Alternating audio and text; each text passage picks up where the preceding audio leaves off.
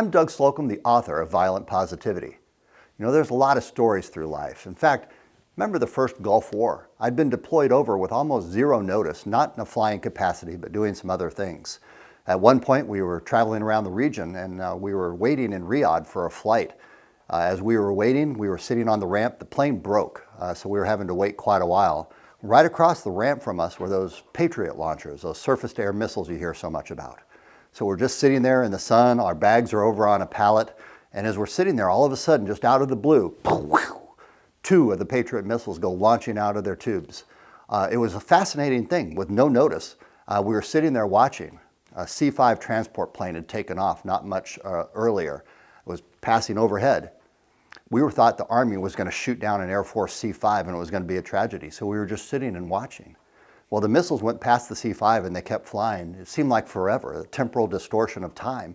We're just watching. And all of a sudden the sirens went off. It's like, oh yeah, there's a reason they fire the missiles. So we go running, our chemical gear and all of our protective equipment was on that pallet. So we're over there ripping through, trying to find our particular bags that's fitted for us. Get over and I'm with my buddy and we start putting on the chemical gear.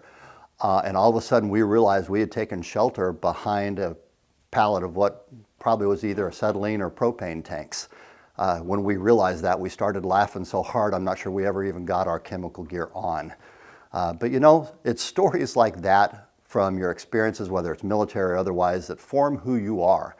And violent positivities are the stories that formed me into the person and the leader that I am, and it's part of Violent Positivity.